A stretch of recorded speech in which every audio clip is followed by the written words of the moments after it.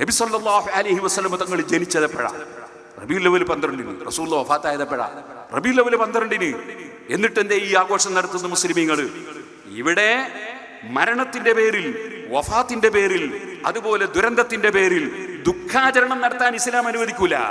ദുഃഖാചരണം എന്നൊരു വിഷയമേ ഇസ്ലാമിലില്ല. ഇസ്ലാം എന്ന് പറഞ്ഞാൽ എപ്പോഴും സന്തോഷം, എപ്പോഴും സമാധാനം, ദുഃഖങ്ങളൊക്കെ മറന്നു കളയാനുള്ളതാണ്.